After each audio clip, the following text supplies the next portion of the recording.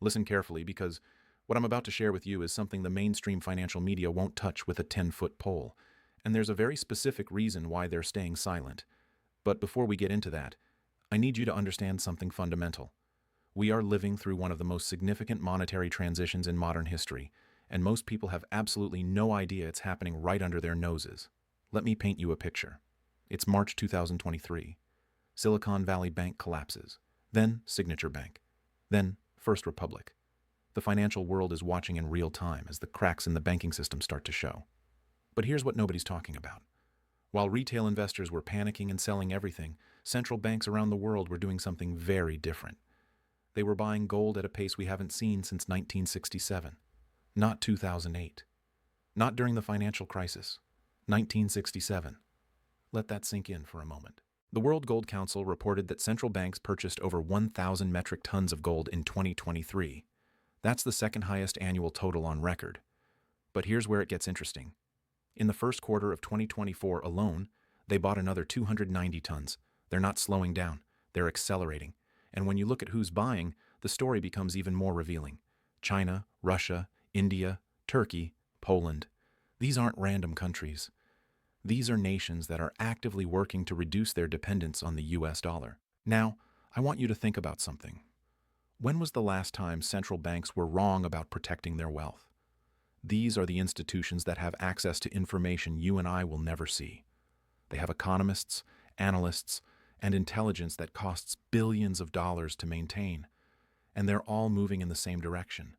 They're converting their dollar reserves into physical gold at a rate that should terrify anyone holding significant cash positions. But let's go deeper.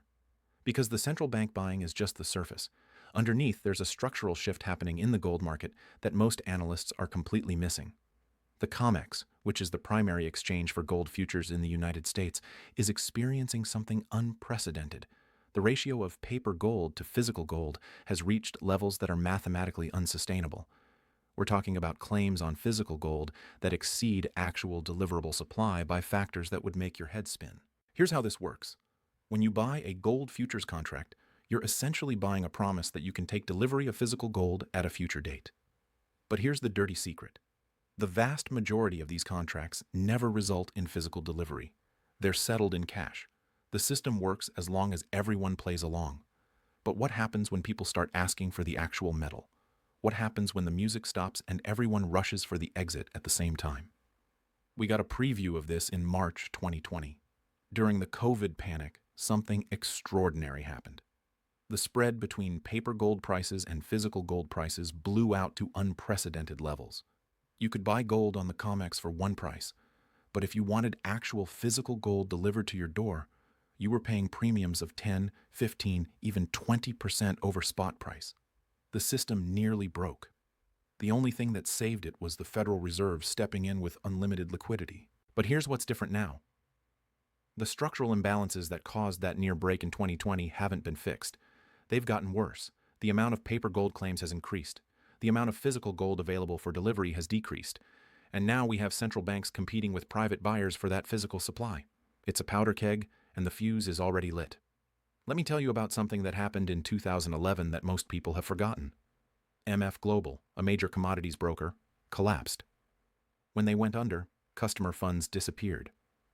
People who thought they owned gold in allocated accounts found out the hard way that their gold had been hypothecated, rehypothecated, and in some cases didn't exist at all. The legal battles went on for years. Some people never got their money back. And this was a regulated, supposedly trustworthy institution. Now fast forward to today. We have banks failing. We have unprecedented money printing. We have inflation that's destroying purchasing power faster than most people can adjust their lifestyles.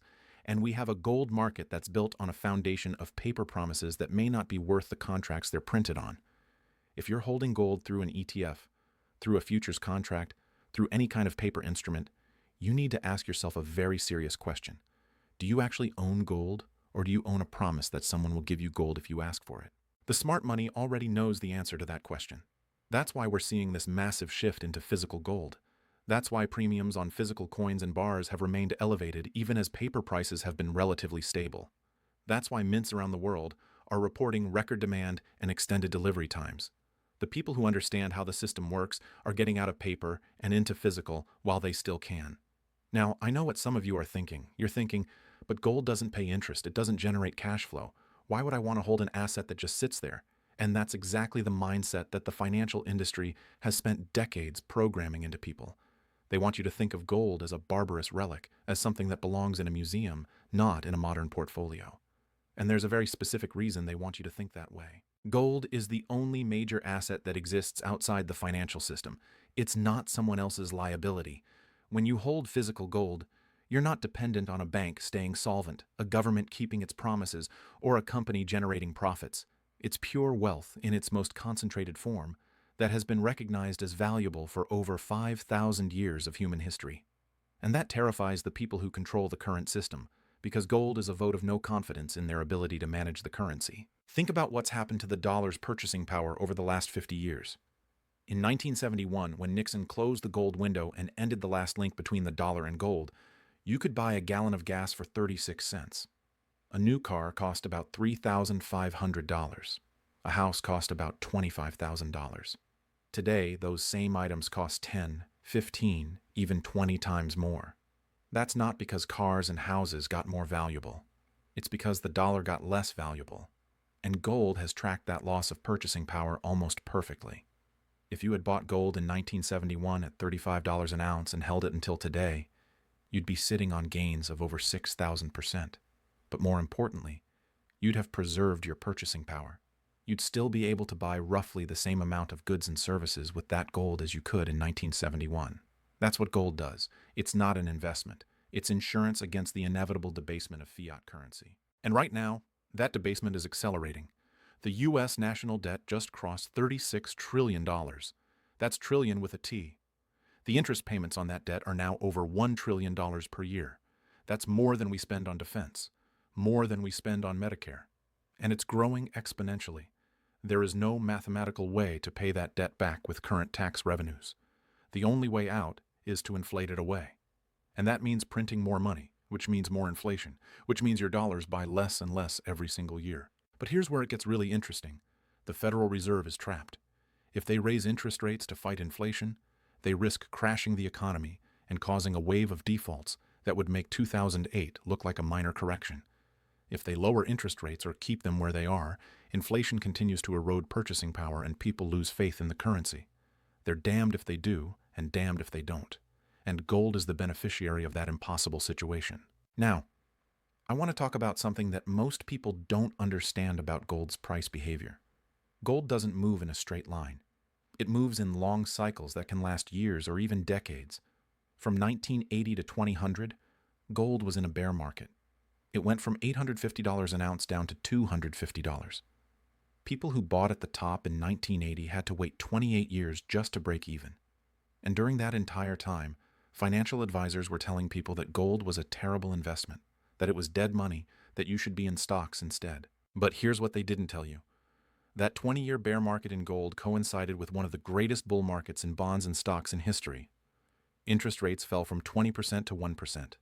The stock market went up tenfold. It was the perfect environment for financial assets. And it was the worst possible environment for gold.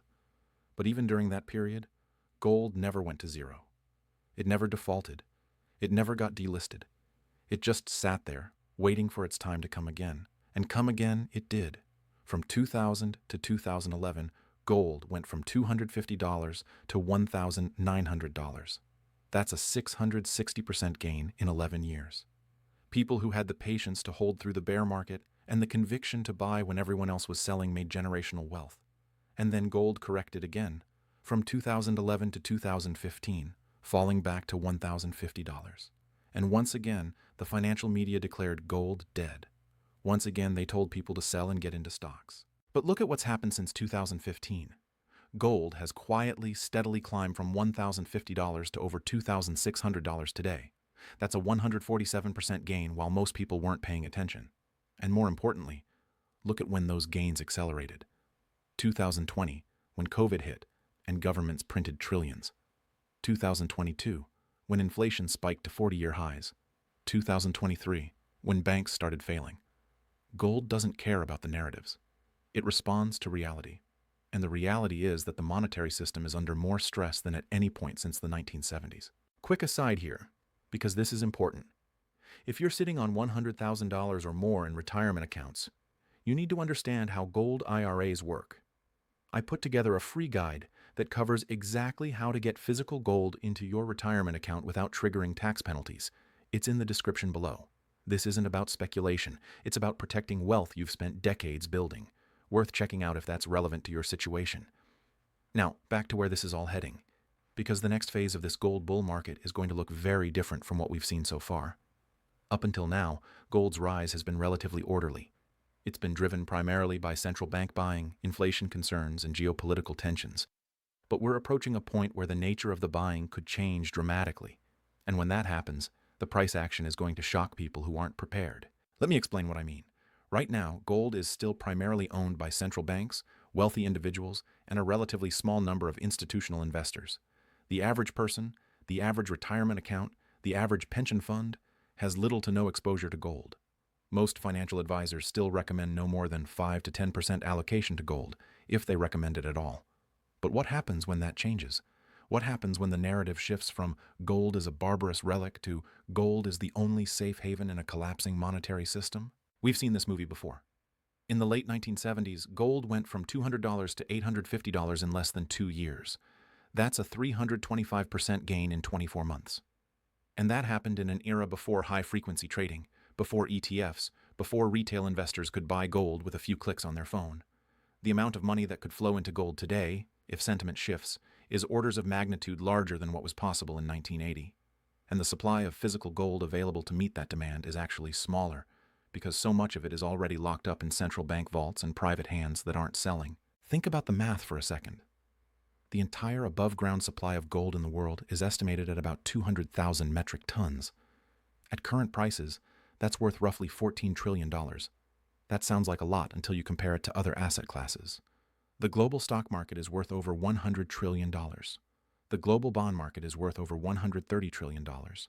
Global real estate is worth over $300 trillion. Gold represents less than 3% of total global financial assets. If just a small fraction of the money in those other asset classes decides to move into gold, the price impact would be enormous. And here's the thing, that shift is already starting to happen. We're seeing it in the central bank buying. We're seeing it in the premiums on physical gold. We're seeing it in the record inflows into gold ETFs in certain markets. We're seeing it in the fact that gold mining stocks, which typically lead gold prices, have been outperforming the broader market. The smart money is positioning. The question is, are you? Now, I want to address something that I hear all the time from skeptics. They say, but the government could just confiscate gold like they did in 1933. And yes, that's technically true. In 1933, FDR signed Executive Order 6102, which required U.S. citizens to turn in their gold in exchange for dollars at a fixed price. But let's think about the context of why that happened and whether it could happen again. In 1933, the dollar was still backed by gold. The government needed to confiscate gold so they could devalue the dollar against gold and reflate the economy. Today, the dollar isn't backed by anything. It's pure fiat currency. Confiscating gold wouldn't serve the same purpose because the government can already print as much money as they want without needing gold to back it. The dynamics are completely different. But more importantly, think about the practical realities of trying to confiscate gold in 2025. In 1933, most gold was held in bank vaults and safe deposit boxes. The government knew where it was. Today, gold is held privately, in home safes, in private vaults, in offshore storage facilities. It's distributed across millions of individuals and institutions around the world. The logistics of confiscation would be nearly impossible, and the political backlash would be catastrophic. I'm not saying it's impossible, but I am saying it's highly unlikely, and even if they tried, enforcement would be a nightmare. Let's talk about what's happening in the mining sector because this is another piece of the puzzle that most people are missing. Gold production peaked in 2018 at about 3,300 metric tons per year. Since then, it's been flat to declining. The easy gold has been mined. The high-grade deposits have been depleted. What's left requires more capital, more time, and more energy to extract. And with inflation driving up the cost of labor, equipment, and energy, the all-in sustaining costs for gold miners have been rising steadily. The average all-in sustaining cost for gold production is now around $1,300 to $1,400 per ounce. That means at current prices around $2,600, miners are making healthy margins. But here's the catch. It takes 7 to 10 years to bring a new gold mine into production. You have to find the deposit, do the exploration drilling, get the permits, build the infrastructure, and then start mining. By the time new supply comes online, the market conditions that justified the investment may have completely changed. What this means is that gold supply is relatively inelastic. Even if prices go much higher, supply can't respond quickly. And demand, as we've discussed, is accelerating. Central banks are buying. Wealthy individuals are buying. And if retail investors start buying in size, which they haven't yet, we could see a supply squeeze that makes the 1970s look tame by comparison. Now, let me tell you about something that happened in 2013 that should serve as a warning for what's coming. In April 2013, gold had a flash crash. It dropped from $1,600 to $1,300 in just 2 days. The financial media celebrated. They said the gold bubble had finally burst. They said gold was going back to $1,000 or lower. But something interesting happened in the physical market. Chinese buyers went on a buying spree. They bought so much physical gold that it caused shortages at refineries.